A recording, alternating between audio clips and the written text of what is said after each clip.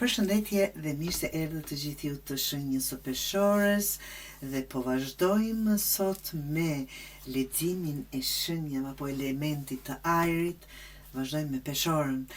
Kjo hapje quhet Celtic Cross dhe secila letër përmban kohën e vet. Si për shembull kjo e para është aktuale, pastaj problemi dhe sfidat e kaluara, e ardhmja afërt, e rezultati e kështu me radhë, por që do t'ju them duke marrë secilën letër në dorë. Po fillojmë me ju, të dashur, dhe gjendja juaj aktuale, të dashur peshorë, perëndori. Kjo është periudha ku po merr në një farë mënyrë kontrollin pas shumë paqartësish. Apo po mendon ta marrësh. Dhe kjo është aktualja juaj. Ndoshta dikur ke ndjerë se gjithçka ndodh të jashtë vullnetit tënd, jashtë kontrollit tënd, por tani ke filluar të strukturosh jetën. Kjo letër të paraqet si dikë që më në fund po vendos kufi, rregulla dhe po kërkon stabilitet të vërtet.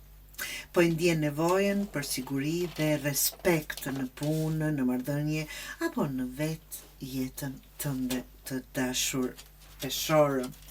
Këshilla e kësaj letre është mos lejo që dëshira për kontroll të kthehet në ngurtësi. Udhhiq, por me zemër të butë. Mos të jemi boss, por të jemi lider, të udhëheqim në atë kuptim për çfarëdo që të jetë, qoftë për veten tënde. Forca e vërtetë vjen nga balanca mes autoritetit dhe dëmshurisë, të dashur peshor. Letra e dytë është sfida dhe problemi i juaj, që në këtë rast për ju ka dalë kalorësi i shkupive. Sfida jote është nxitimi, pra ndonjëherë nxitoheni pa patur nevojë. Ka një zjarr brenda teje, të dashur peshor, që do të ecë shpejt. Por jo gjithmonë çdo rrugë duhet të mirët apo duhet marrë me vrap. Ky kalor sjell pasion, por edhe mungesë durimi. Mund të jesh e lodhur nga vonesat dhe është shumë e kuptueshme. Të gjithë duam gjërat shpejt, por të mbajmë mend dhe këtë dhe ju. Gjërat e mira vijnë dal nga dal, nga që duke ecur atë rrugë krijojnë bazament, themele për të qenë të qëndrueshme. Pra, si thash, ky kalor sjell pasion, por edhe mungesë durimi. Mund të jetë të jesh e lodhur nga vonesa dhe të kesh dëshirë të ndryshosh gjithçka menjëherë. Kam një qenush këtu që po loz nën këmbët e mia, uroj mos t'ju bezdis nga zhurma që po luan, por të vazhdojmë. Rreziku është që impulset të çojnë në zgjedhje që më vonë të kërkojnë kthim mbrapa. Dhe këtë nuk do ta donim. Kjo është sfida apo problemi juaj. Ju lutem, të dashur peshor, mos të bëjmë asgjë me nguti, apo të kemi pak më shumë durim. E kaluara, të dashur, e kaluara është asi i monedhës.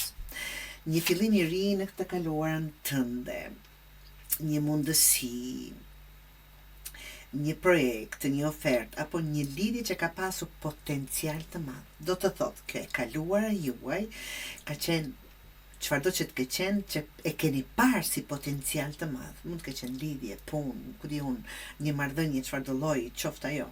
Ti ke ndërtuar me besim, ke mbjell diçka të fortë, por jo çdo far mbin menjëherë.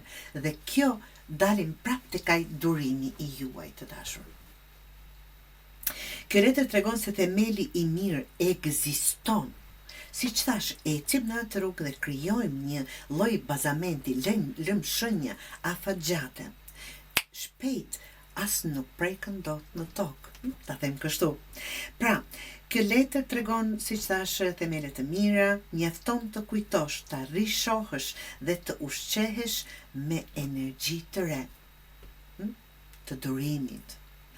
Nga që ato gjëra kur mbjellen diçka më vonë e diçka më herët lindin, të dashur peshor.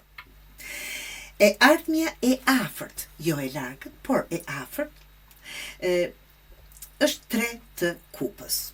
Këtë është goxha e bukur, një periudhë gëzimi, përmirësimi në marrëdhënie dhe bashkimi me njerëz që të mbush shpirtin, familjar, të dashur, partner, në punë, koleg, mund të jenë shumë gjëra. Një festë, një lajm i mirë apo një ndjenjë lehtësimi që është duke të ardhur. Kjo është ardhmja juaj e afërt. Tani, pas shumë përpjekjesh, kjo letër premton se do të ndihesh më e mbështetur, më e dashur dhe më e vlerësuar. Dhe këtë të gjithë duam, absolutisht, të ndihemi të vlerësuar. E ardhmja e afërt që sjell dhe lajme të mira. Tani, por mos të harroj këshillën e kësaj, mos ke frikë të pranosh ndihmë apo dashuri të dashur. Edhe zemrat të forta kanë nevojë për përqafime dhe që i bëjnë të kujtojnë se nuk janë vetëm, të vlerësuar pra. Dhe letra numër 7 dhe vetme numër që është ndërgjegjja. Të dashur, në mendje ndoshta po kaloni, më falni, ka përceva, është pesa, kjo këtu më falni, është numri 5, pra po i qëllojmë, është numri 5 të dashur, ndërgjegjja, 5 të monedhës.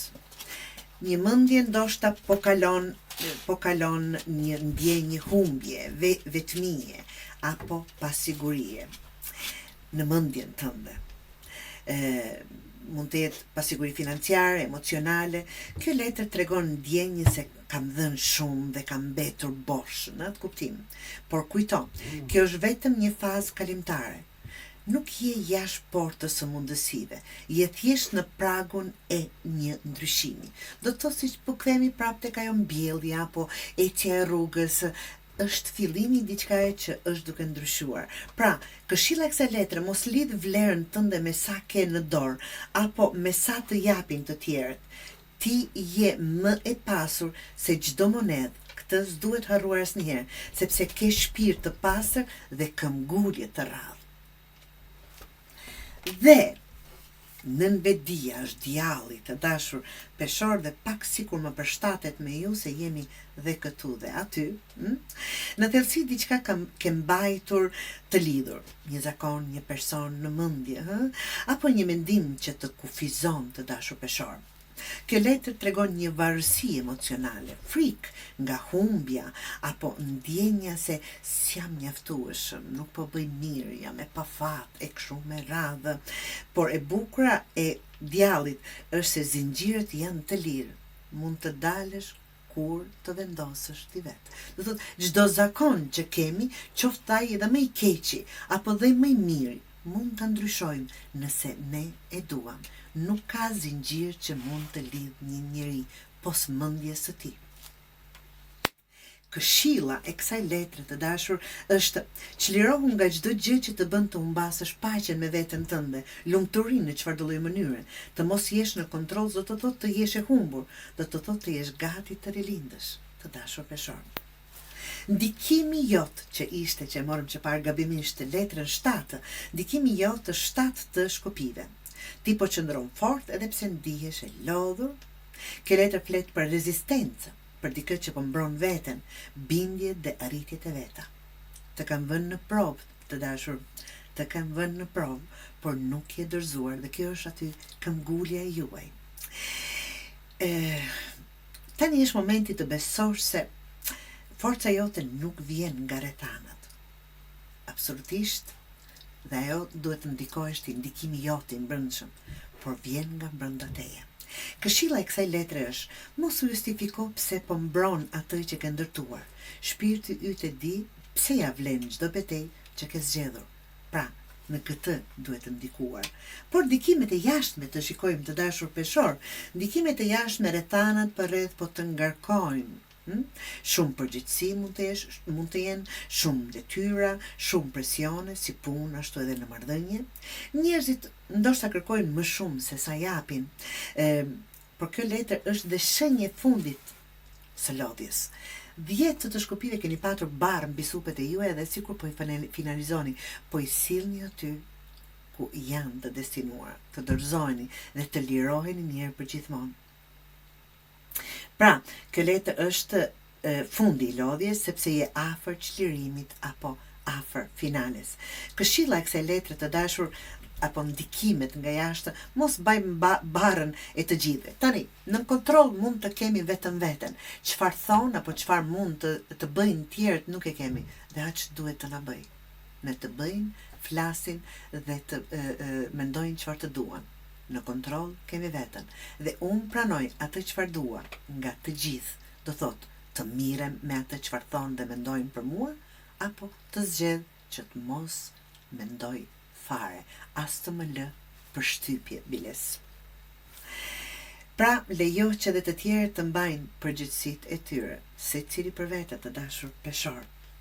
Shpresat dhe frikrat të dashur të mi janë yjet, nga që ka shumë yje, po, ylli, në fakt, në shpirtin tënd, në shpirtin tënd, jeton një shpresë e thellë.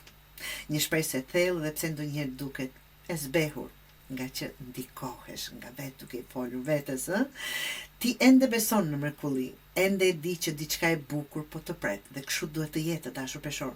Frika jote është të mos zhgënjesh përsëri, por the star, apo ylli, është shenjë e shërimit, e besimit që rikthehet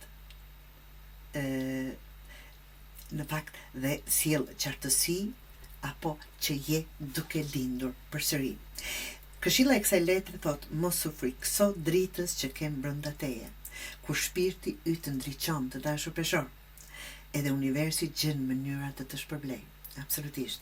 Pra, cilën anë do të ushqejmë të mirën apo të keqen, të jemi pozitiv apo të jemi negativ. Cilën do anë të ushqejmë, ajo do bëhemi. Kjo është jo mendim, kjo është një fakt.